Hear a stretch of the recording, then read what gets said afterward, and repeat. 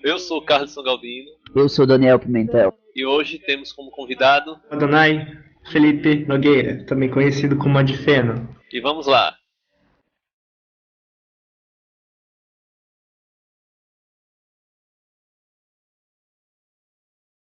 Começa agora. Politicast.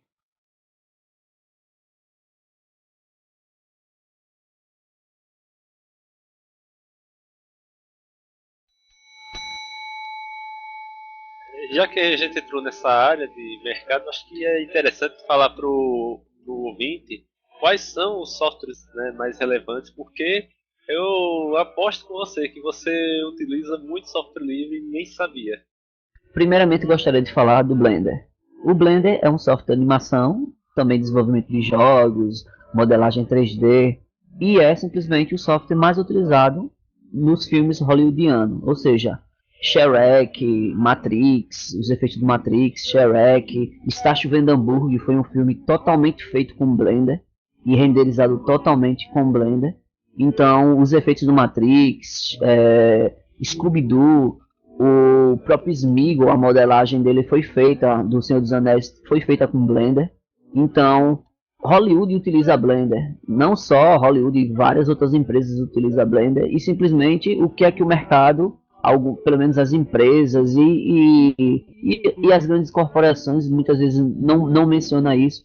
O mercado empurra, sei lá, os softwares proprietários que existem aí disponível, geralmente 4, 5 mil sua licença, e não dão curso ou divulgam esse software, como por exemplo o Blender, que é muito utilizado profissionalmente no mercado americano, europeu e até brasileiro.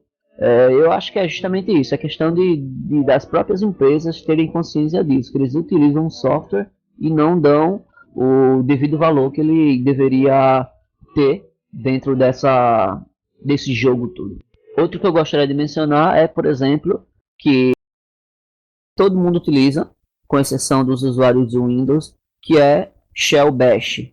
Shell Bash foi um projeto do projeto GNU Bash, surgiu na década de 80, e simplesmente todos os softwares, os sistemas operacionais GNU utilizam o GNU Linux, né? O próprio Mac da Apple utiliza como padrão o Shell Bash, inclusive o Mac até um tempo atrás utilizava o GCC também, que é o compilador do projeto GNU. Os dispositivos Android que usam o kernel Linux também utilizam o Shell Bash e diversos outros sistemas operacionais, até o próprio FreeBSD do mundo já BSD, OpenBSD, que são outros tipos de sistemas operacionais, entre aspas, livres, utilizam também. Uma outra notícia que não fica transparente para a sociedade como um todo é que grande parcela da infraestrutura da internet usa GNU Linux e muita gente às vezes não sabe. Então, se você navega na internet, você está utilizando software livre. A maioria dos bancos migraram para software livre. Então, temos Banco do Brasil, Caixa, e diversos outros grandes bancos aqui no Brasil e no mundo, utilizando em seus terminais e também nas centrais GNU Linux. E muitos sistemas, inclusive, de segurança, são softwares livres e rodam em cima da plataforma GNU Linux. Tem sistemas de supermercados, tem vários sistemas, né, por aí. Pois é. Tem até sistema de aviação, aquelas letreiros gigantes que fica passando assim, que você vê os nomezinhos das rotas de avião passando. Outra coisa interessante é que o sistema de controle de tráfego aéreo roda GNU Linux. Inclusive, o sistema de controle de aeronave espacial da NASA utiliza também GNU Linux, mais especificamente uma distribuição conhecida por Debian GNU Linux. Porém, eu acho que é interessante notar para os ouvintes que a gente não está necessariamente falando só de software livre aqui. Nesse momento, quando a gente menciona realmente os exemplos onde você, ouvinte, vê algum software livre, a gente não está dizendo que todos eles são software livre. A gente está dizendo que eles têm uma parte que é software livre. E nesse aspecto, assim, nesse grupo, entra também o Android, né? Eu acho que é o sistema operacional para celular mais popular fora dos Estados Unidos. Pois é, e que é de código aberto, mas não é livre. E mesmo o código aberto é muito relativo, porque ele é baseado no kernel Linux, tem várias partes livres. Agora, para ele funcionar no seu aparelho celular, é preciso carregar vários drivers proprietários do seu celular, né, propriamente, que é uma coisa que o fabricante do aparelho ou da operadora faz, sempre acrescentando códigos fechados no meio. Mas, a princípio, né, em uma certa porcentagem, ele tem um código aberto. E vale ressaltar que, assim como o projeto Linux Libre, que tenta limpar o kernel Linux para sua origem livre, o projeto Android, que também surgiu como um projeto de código aberto, como foi mencionado, porém carrega drives proprietários, existe uma iniciativa por parte da comunidade, um projeto chamado Replicante, que tenta limpar kernel, retirando esses blobs e tornando o seu sistema operacional Android totalmente livre. Porém, muitos drivers ainda não foram aplicados em engenharia reversa para que se possa ter um drive livre compatível. E existe até um meio termo entre o Android e o Replicante, que é o CyanogenMod. Tenta tirar alguns aplicativos do Google, né? Na verdade, o CyanogenMod, o Replicante, ele é baseado... O Replicante, ele usa o kernel do CyanogenMod. Inclusive, eu até perguntei uma vez pro desenvolvedor do Replicante, eu mencionei brevemente para ele que o Android era não livre, que tinha o kernel Linux, né, e que o Replicante buscava limpar o kernel Linux e como eu poderia fazer isso, né? Eu perguntei para ele, porque eu era novato, e daí ele me falou assim, não, a gente costuma limpar o kernel do CyanogenMod, porque o CyanogenMod fez um kernel totalmente diferente, baseado assim no Linux ainda, mas é diferente. Esse fez metade do trabalho, né? Sim. Aí só faz fazer a outra metade. E o legal do Cyanogen, justamente, porque, como o Carlson falou, ele retira qualquer dependência que você tem da empresa, no caso, o Google, como, por exemplo, o Spire, que é o Google Play.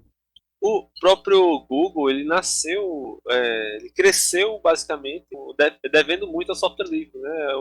As ferramentas de busca que fizeram sucesso e dominaram o mundo, elas inicialmente foram feitas em Python, que é uma linguagem que de um projeto aberto.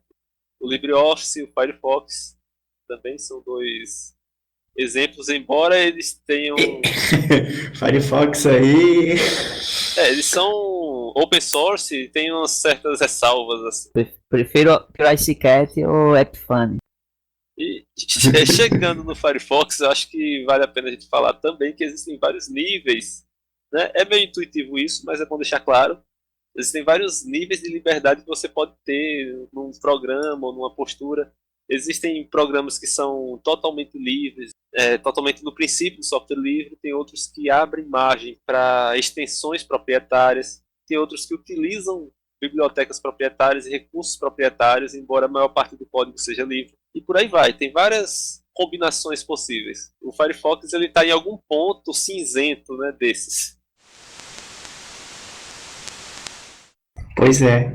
É importante notar que o software livre, ele não é comunista, não é anticapitalista, ele não busca censurar a sociedade. A gente sempre costuma frisar isso. As pessoas têm o costume de achar que, a partir do momento que elas entram na comunidade do software livre, elas costumam achar que a sociedade deve ser censurada de instalar um software não livre. Na verdade, a gente costuma sempre dizer o seguinte: se você vai fazer isso, faça para você mesmo. Não passe o problema para a sociedade. Porque a partir do momento que você passa a recomendar para a sociedade um software não livre, você está criando o que nós nós, ativistas do software livre, chamamos de um problema moral. Bem, a questão do software livre com o Estado é muito importante a gente ressaltar que quando você tem qualquer ausência dessas 4 liberdades que a gente mencionou, ela causa para o Estado, ou seja, para o governo, para o poder legislativo, para o poder executivo e o judiciário, para o povo que vota e para até mesmo para o território não geográfico ou extra-geográfico, qualquer o nome que você queira falar. A ausência dessas 4 liberdades, elas criam, então, a falta de soberania tecnológica. A partir desse momento, quando você tem a ausência dessas 4 liberdades, o Estado fica refém da injustiça imposta pelos donos proprietários daquele software. E com isso você tem, então, uma série de reações em cadeia. Por exemplo, a educação e o ensino, eles passam a ser prejudicados porque a sociedade não tem mais como educar ela mesma, não tem mais como ensinar ela mesma, tanto na questão da educação básica como também no ensino, né? Ensino mais avançado, e consequentemente a sociedade também não tem mais como garantir que o software que ela está usando realmente respeita as liberdades. Eu não sei se é o sono, mas eu não entendi direito não, essa parte, viajei nessa parte da sociedade, não consegue educar ela mesma. Pode falar mais um pouco a respeito? Porque, assim, por que a sociedade não consegue educar ela mesma quando tem um software não livre? Porque, por exemplo, vamos supor que eu esteja numa faculdade e eu tenha uma tarefa que seja estudar algum programa de computador. Se o professor me disser que eu tenho que estudar um programa de computador não livre, eu provavelmente vou dizer para ele que é impossível, porque não tem a receita do bolo, ou porque eu não tenho ferramenta legal que consiga realmente garantir isso para mim.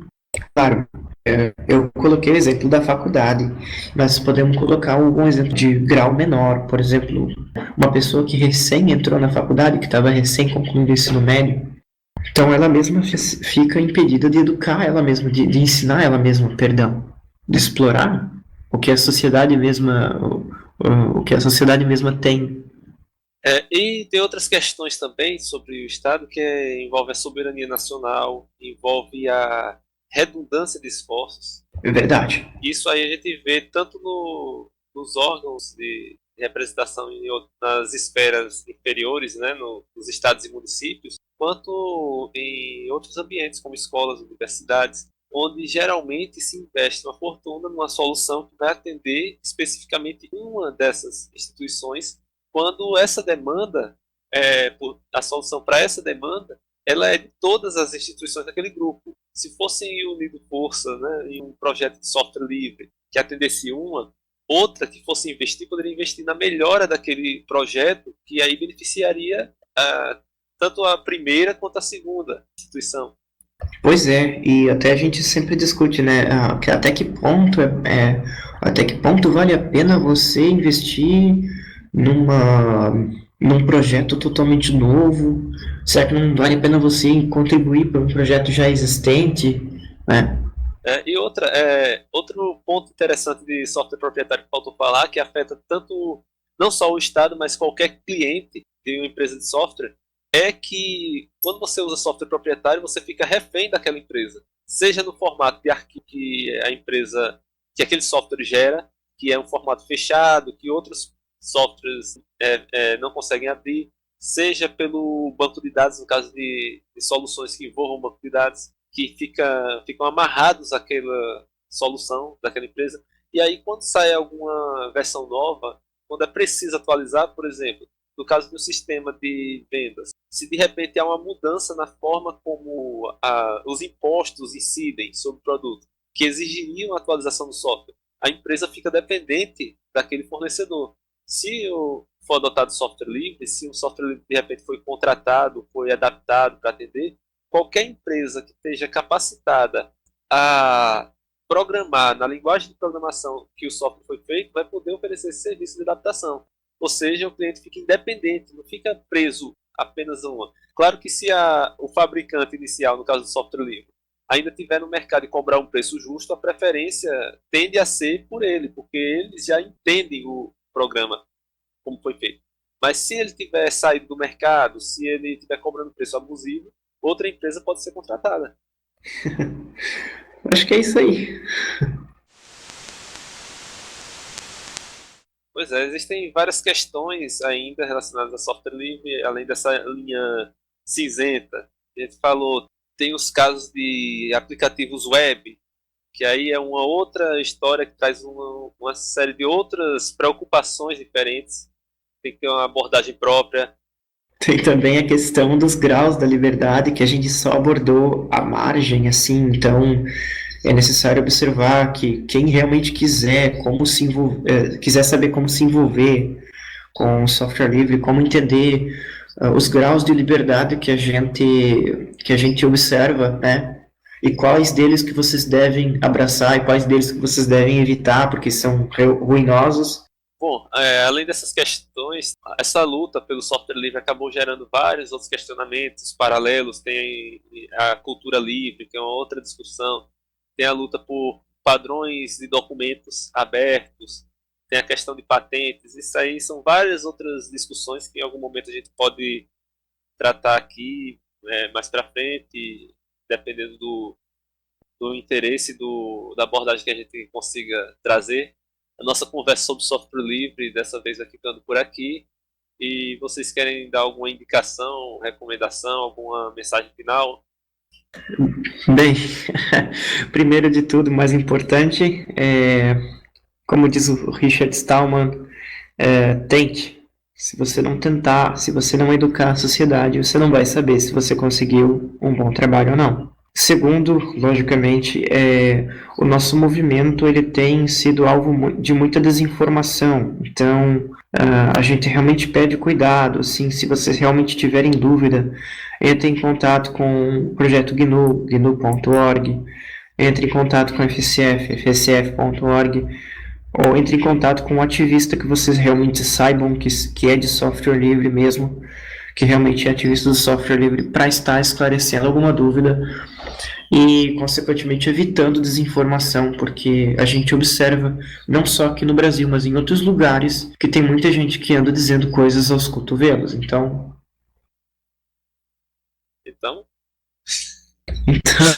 desculpa, eu achei que ficou meio que subentendido, mas tudo bem. Então, tome cuidado para não espalhar desinformação por aí. Finalizando mais um podcast, então gostaria de agradecer ao Carlson, ao Adfen e a todos vocês que estão escutando, e gostaria de indicar um livro, caso vocês queiram saber um pouco mais sobre o movimento de software livre, como ele surgiu. Free software. Free society. Justamente, eu gostaria de indicar o livro que tem a coautoria do Richard Stallman, que é Free Software, Free Society, ou Software Livre, Sociedade Livre, que fala justamente sobre os conceitos de software livre e de sociedade livre. É um tema bem legal, eu indico. E também eu indicaria que você busque ou corra atrás da sua liberdade e assim não venda. Hoje em dia eu vejo muito pessoas vendendo a sua liberdade, vendendo a sua privacidade por facilidades enganosas, entre outras artimanhas que algumas corporações utilizam. Então verifique realmente o que é que você está fazendo, tente contribuir com o software livre em si, porque todo mundo ganha, a sociedade em si ganha, todo mundo cresce. Software livre é para todos e é de todos. Então contribua com o que você puder, não precisa saber programar, como a gente já mencionou. Você pode reportar de repente um erro, ou que a gente chama na computação de bug, ou de repente fazer uma tradução se você é bom em uma determinada língua, seja inglês, espanhol, português, wherever. E também, caso você seja desenvolvedor, tente se aprofundar, verificar de repente alguma comunidade, desenvolver de repente um software que ainda está em desenvolvimento, que precisa de desenvolvedores. Caso vocês queiram saber, caso você seja um desenvolvedor, ou de repente quer ser um tradutor dentro da FSF, fsf.org, tem as campanhas da Free Software Foundation. Então lá você tem, por exemplo, campanha contra a DRM, que é basicamente um formato que restringe o meio de, vamos dizer assim, de comunicação, né? Que é o Digital Right Management. Eles têm, por exemplo, campanhas contra softwares proprietários, contra softwares que te aprisiona, como, por exemplo, o Libre.js, que é para libertar uma linguagem chamada JavaScript, o Security Boot, que foi incluído, por exemplo, em alguns computadores, que permitia somente um determinado sistema operacional proprietário ser executado ou instalado nesse computador. Então, verifique nas campanhas que tem, além das campanhas, tem também os softwares que, por exemplo, que a comunidade desejaria que fosse desenvolvido ou melhorado de repente. Então verifique, tente se enturmar. A comunidade de software livre sempre está de braços abertos, seja internacional como nacional. Então procure de repente alguém que esteja engajado em um projeto de software livre ou internacional e tente contribuir, nem que seja com a tradução, com uma mensagem, de repente com a campanha, ou divulgando o próprio software livre, ou usando, que aí você também está contribuindo. E para finalizar, gostaria de dizer que o projeto GNU, inclusive, que atualmente guarda os documentos mais importantes sobre a filosofia, estudos sobre a filosofia realmente, eles estão procurando por tradutores, inclusive na língua portuguesa brasileira. Então, entre em contato. Nós, ativistas brasileiros, estamos se organizando para ver se tem um coordenador que pode nos ajudar, né? Uma pessoa que pode assumir lá também, para a gente poder contribuir. Então, é isso aí. Entre em contato, a gente fica junto conosco, né? Não se separe, né? O mais importante de tudo, a comunidade é ficar junto, independente do idioma, né? E é isso aí. Pois é, e eu gostaria de contribuir com mais uma frase do Stallman para acrescentar as que o Adonai falou, que é: valorize a liberdade ou vai perdê-la, é o que a história ensina. Não nos aborreçam com política, dizem aqueles que não querem aprender. Pensem nisso. É isso aí, agradeço a Adonai e Daniel pela participação, agradeço a você que está ouvindo, e lembre-se que política faz parte da vida. Até a próxima. Fique agora com um conjunto de complementos do Adonai sobre o tema. É importante notar que o movimento do software livre, apesar de ter esse nome associado apenas a programas de computador, mais tarde foi ganhando outros focos. Um dos focos que a gente costuma objetivar bastante são as documentações. O nome é autoexplicativo. Ela tenta explicar para a sociedade como se usa um dado funcional. Por quê? Porque se eu faço um vídeo sobre um software livre, explicando como é que se usa um software livre, logo, esse vídeo também deve ser livre, porque ele é um dado funcional. Dados funcionais que, como o nome já diz, eles exercem uma função prática para a sociedade. Eles têm um fim prático, exclusivamente prático. Assim, temos também outros dados funcionais que a gente foca, como, por exemplo, temos os perfis de cores que são usados para impressoras. Por exemplo, se eu tenho uma impressora em casa e desejo fazer um desenho, imprimi-lo da forma com que eu vejo ele no meu computador, eu vou precisar, dependendo da impressora, de um perfil de cor que diga para o meu computador como o desenho vai ficar na impressora, como a impressora vê o desenho. Outro exemplo que é usado pela sociedade, mas ela nem sempre dá valor, são as fontes de texto. Tudo que você está vendo agora na janela que você está ouvindo esse podcast, todas as letras que estão aqui estão sendo desenhadas graças às fontes de texto. Fontes de texto, elas exercem um trabalho prático, uma função prática, porque sem elas a estrutura do que você vê fica corrompida. Você não tem as mesmas funcionalidades que a fonte de texto que foi usada para realmente fornecer o que você está vendo. Além das 4 liberdades que nosso movimento define, nós também temos 2 requerimentos importantes para que um software seja livre. O primeiro deles é que ele deve poder ser usado numa distribuição de sistemas livres. Ou seja, vocês todos, se não sabem agora, vão ficar sabendo, sabem que o Ubuntu não é livre. Então, o único mais próximo do Ubuntu que é livre se chama Triskel. Isso significa que para um software ser livre, ele precisa poder ser usado no Triskel e poder ser feito no Triskel sem nenhum software não livre. Existem exceções aos casos, mas por fins de simplicidade nós vamos deixar a explicação desse modo. Outro requerimento importante é que o software livre não deve impor algemas digitais para a sociedade. Mais tarde nós vamos abordar um exemplo de software não livre, que antes era livre, chamado Firefox. Ele atualmente, provavelmente no futuro vão corrigir isso, impõe algemas digitais para a sociedade. Então, por esse e outros motivos, ele não é software livre. Além de todos esses esclarecimentos importantes sobre o que é um hacker e o que é um criminoso cibernético, nós também temos uma palavra muito importante a dizer sobre o termo pirataria. Quem nunca ouviu falar de um anúncio de cinema ou um anúncio publicitário falando que pirataria é crime e qualquer outro tipo de coisa que você possa imaginar? Nós do movimento do software livre, devido à liberdade 2, que fala justamente da liberdade de redistribuir cópias das versões originais de alguma coisa, nós consideramos a palavra pirataria como uma certa afronta tanto ao movimento como para a sociedade em si. Por quê? A palavra pirataria, ela coloca os criadores de conteúdo numa posição de reis. Quando você usa a palavra pirataria, você está realmente dizendo que tudo que os criadores de conteúdo ou que os proprietários do conteúdo fizeram é totalmente ético, que não existe nenhum impedimento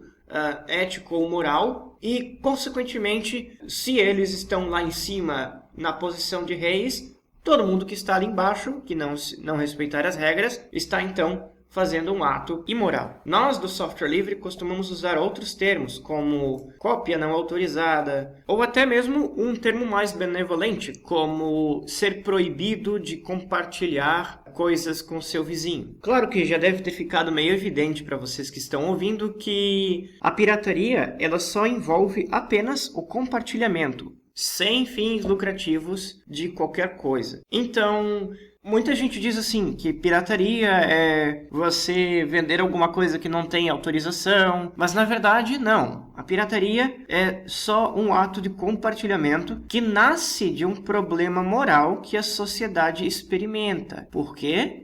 Porque a sociedade foi impedida de compartilhar aquilo e ela, por não saber o que fazer, aliás, é um problema moral, não existe resposta certa, ela, por não saber o que fazer, decide optar pelo menos mal, que é ajudar ao próximo. Nós, ativistas do software livre, tentamos prevenir esse problema moral simplesmente negando qualquer dado funcional que não seja livre, ou qualquer trabalho artístico que não garanta pelo menos essa metade da liberdade 2, que realmente trata apenas do compartilhamento das cópias da original. Além disso, como foi mencionado por mim, inclusive, anteriormente, o trabalho artístico, que não é um dado funcional, ele também é foco do movimento do software livre. Mas, como mencionei anteriormente, ele é como um foco secundário. A única coisa que a gente realmente observa como requerimento para a sociedade ser justa e livre, para o movimento do software livre, é que o trabalho artístico, ou seja, aquele desenho, aquela música que você colocou na internet, aquele vídeo que você publicou sobre a sua viagem não sei aonde, todas essas coisas que não são dados funcionais, elas devem pelo menos respeitar da sociedade de compartilhar aquilo. Agora, esse é o único requerimento que nós temos. Se você vai permitir que a sociedade faça modificações, tudo bem, você permite se você quiser. Se você vai permitir que a sociedade venda aquilo, você permite se você quiser. O nosso único requerimento é que você não cause problemas morais ou éticos relacionados à ausência da liberdade de compartilhamento. Existem algumas exceções também mas para fins de simplicidade nós vamos deixar a explicação encurtada dessa forma. Ainda sobre as licenças de software, é importante notar que nós, ativistas do software livre, nós enxergamos os projetos não copyleft com certa desconfiança, ou quando eles usam, por exemplo, uma licença copyleft fraca. Essas licenças copyleft fracas, elas têm brechas que não garantem as 4 liberdades tão bem quanto as mais fortes garantem. Além disso, os projetos que não usam licenças copyleft, eles também, muitas vezes, não garantem as 4 liberdades para a sociedade. Então, nós ativistas pensamos 2 vezes ou 3 vezes até antes de assumir uma posição importante no projeto. Até porque, se alguma coisa acontecer, a gente sabe que é o nosso nome que está em jogo. Para quem quer uma informação mais objetiva e técnica, nós ativistas do software livre observamos 3 licenças de software e uma licença artística como copyleft fortes. São elas: a última versão da General Public License do projeto GNU, a última versão da Free Documentation License do projeto GNU, a última versão da Affero GPL do projeto GNU e, por último,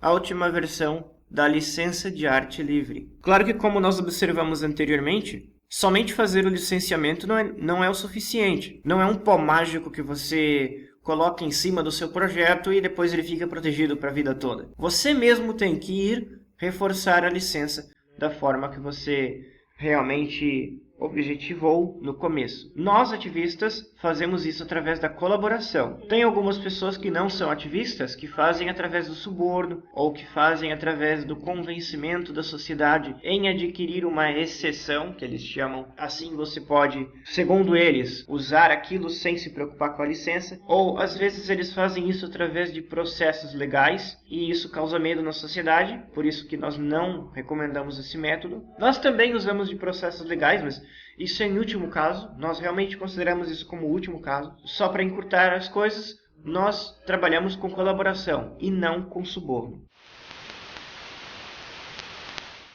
Sobre o sistema eleitoral usado nos países, nós, ativistas do software livre, consideramos o voto eletrônico como uma afronta à democracia da sociedade.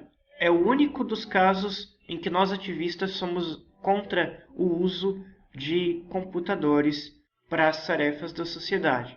Após os votos serem registrados com qualquer outra coisa a não ser um computador, nós então permitimos a contagem dos votos por uma máquina e também por um ser humano, para fins de conferência. Nós consideramos o uso de computadores para registro de votos como uma afronta à democracia, porque não há como garantir que a sociedade terá as 4 liberdades essenciais quando ela se aproximar daquele computador ou daquela urna eletrônica. Então, nesse sentido, nós somos contra os votos registrados em urnas eletrônicas ou em computadores, porque você, mesmo tendo acesso à receita do bolo, provavelmente você não vai poder alterar o bolo ou a urna pronta ou o computador pronto no momento do voto, caso você realmente tenha necessidade de fazer isso.